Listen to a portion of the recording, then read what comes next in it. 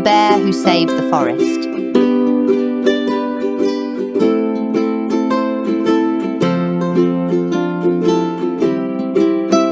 In a big green forest, there lived a strong bear named Bruno. Bruno loved his forest. He loved the tall trees, the soft grass, and the singing birds. One day, Bruno noticed something was wrong. Some animals were cutting down trees and leaving trash on the ground. The forest was getting messy and the trees were disappearing. Bruno knew he had to help. He walked around the forest and talked to the other animals. "We need to take care of our home," Bruno said. "The forest is where we live, and we must keep it clean and safe." Bruno started picking up the trash. He showed the other animals how to plant new trees.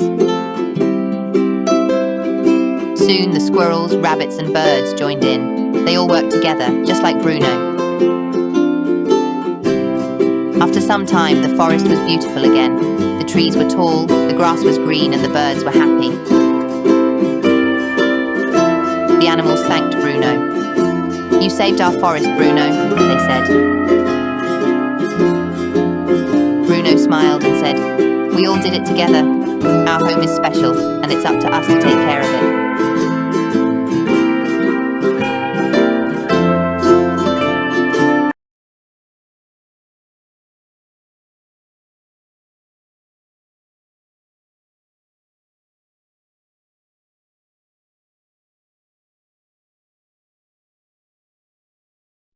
The Busy Ant and the Lazy Beetle.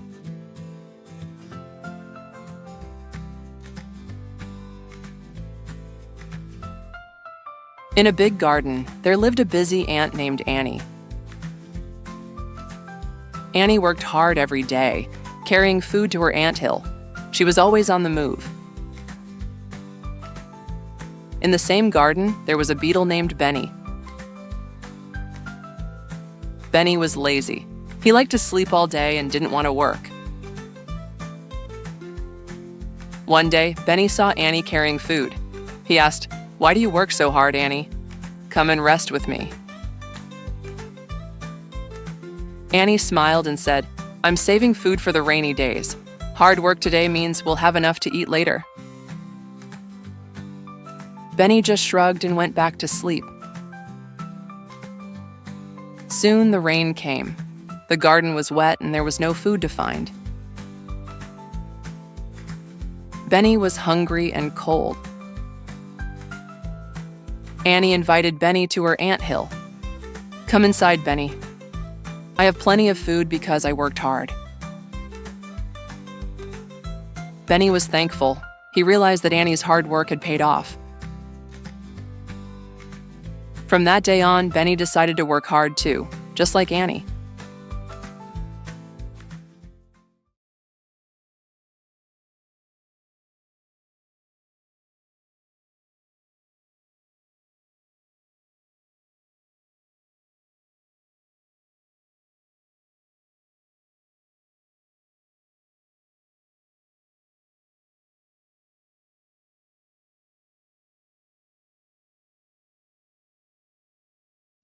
Why some balloons float up high? Have you ever wondered why some balloons float up high while others stay on the ground? Let's find out. This balloon is filled with helium. Helium is a special gas that makes balloons rise up into the sky. Helium is lighter than the air around us. That's why this balloon floats up. It wants to go up because it's lighter. Regular air. Air is heavier than helium, so this balloon stays down on the ground. See how easy it is to lift a helium balloon? That's because it's lighter. The air-filled balloon doesn't float because it's heavier. Different balloons can float at different heights depending on how much helium is inside. More helium means higher floating. Loves to dance in the air. It floats around and goes up high because it's so light and happy.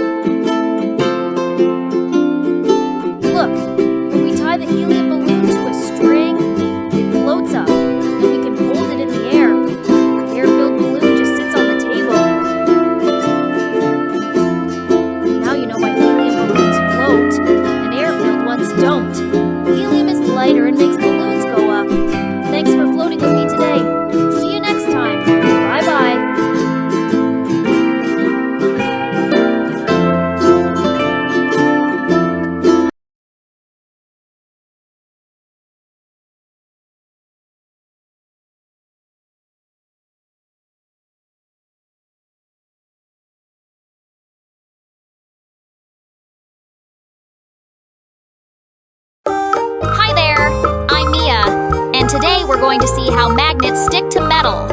Look at this shiny magnet. See this paperclip? Watch what happens when I bring the magnet close. The magnet is sticking to the paperclip. That's because magnets have a special power. They can pull metal things towards them. But look, when I try to stick the magnet to this wooden toy, it doesn't stick. That's because wood isn't metal. Let's see what else sticks. Here's a spoon and a coin. These are metal, so the magnet will love to stick to them. See? The magnet can stick to the spoon and the coin. Magnets and metal are great friends. Magnets don't stick to everything, just metal. They like to stick to metal things like coins, spoons, and paper clips.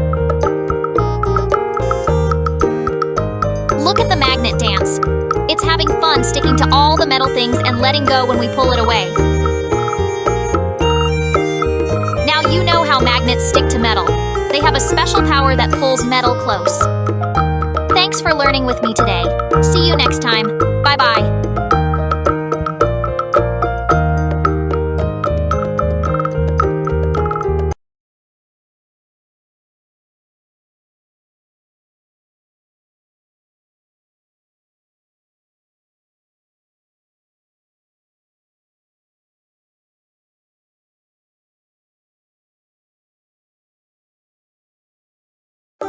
Have you ever wondered how bridges hold up all the cars and trucks that drive over them? Let's find out how. This is a bridge, and it has to be really strong to hold up all these cars. Bridges are made from special materials and designs that make them super strong. Bridges have beams and supports underneath them. These help spread out the weight of the cars so that no single part gets too heavy. Some bridges have arches. Arches help spread out the weight and keep the bridge from falling down. It's like how your toys stay in place on a shelf. When a car drives onto the bridge, the beams and supports help hold up the weight. The bridge is strong and keeps the car safe as it goes over. There are different kinds of bridges, like suspension bridges and beam bridges. Each type uses different designs to make sure they can hold up heavy traffic. Sometimes, bridges might bend a little when lots of cars are on them. That's okay. The bridge is built to handle this and stay strong. See? The cars drive over the bridge and it holds them up just right. The strong beams and smart design make sure the bridge doesn't fall. Now you know how bridges hold up cars. They use strong materials and smart designs to keep everything safe. Thanks for learning with me today.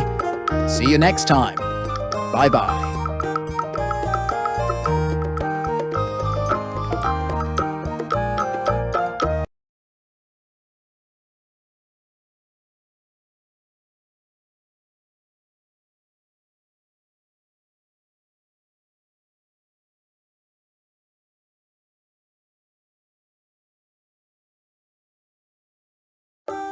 Ever wondered how the first bicycle was made? Let's ride back in time and see how it all started. A long time ago, before we had bikes with pedals, there was a wooden bike called the dandy horse. It was invented in the early 1800s. The dandy horse was a simple design with 2 wheels and no pedals.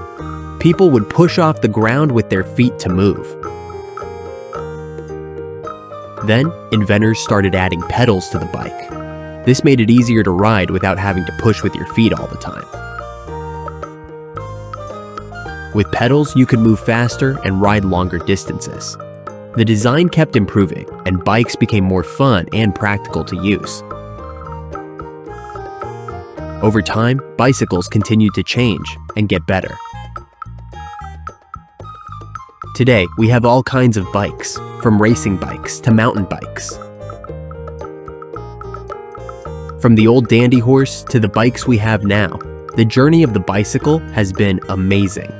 Each new design made biking more exciting. Modern bikes are comfortable and easy to ride, thanks to all the changes and improvements over the years. Now you know about the history of the bicycle and how it evolved. Thanks for joining us on this bike adventure. See you next time. Bye-bye.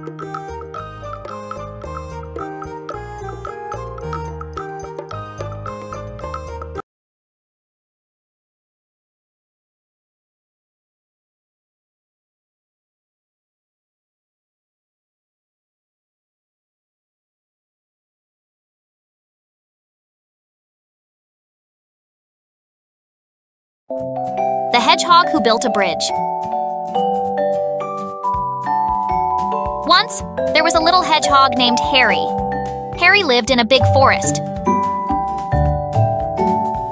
The forest had a wide, deep river. On one side of the river, animals like bunnies, squirrels, and deer lived. On the other side, there were foxes, badgers, and birds. One day, Harry saw that the animals on both sides never played together. They couldn't cross the river, and they felt lonely. Harry wanted to help. Harry was small, but he was smart. He thought, what if I build a bridge? So, Harry gathered sticks, twigs, and leaves. Every day he worked hard, placing the sticks across the river one by one. The other animals saw what Harry was doing. First, the beavers came to help. They were good with sticks. Then, the birds brought more leaves to make the bridge strong. The rabbits and foxes helped too, carrying small stones to make the bridge steady. After many days, the bridge was done. Now, the animals from both sides could cross the river. They could play together, share food, and be friends. Harry the Hedgehog was happy. He learned that when everyone works together, great things can happen. The animals thanked Harry, and they all played on the bridge, happy to be together.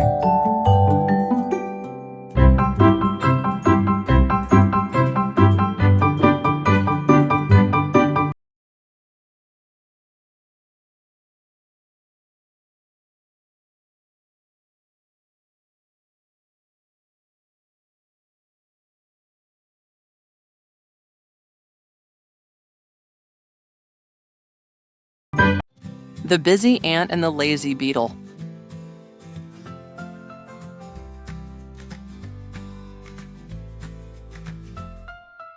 In a big garden, there lived a busy ant named Annie. Annie worked hard every day, carrying food to her anthill. She was always on the move. In the same garden, there was a beetle named Benny. Benny was lazy. He liked to sleep all day and didn't want to work. One day, Benny saw Annie carrying food. He asked, "Why do you work so hard, Annie? Come and rest with me." Annie smiled and said, "I'm saving food for the rainy days. Hard work today means we'll have enough to eat later." Benny just shrugged and went back to sleep. Soon the rain came. The garden was wet and there was no food to find. Benny was hungry and cold. Annie invited Benny to her anthill. "Come inside, Benny. I have plenty of food because I worked hard." Benny was thankful. He realized that Annie's hard work had paid off. From that day on, Benny decided to work hard too, just like Annie.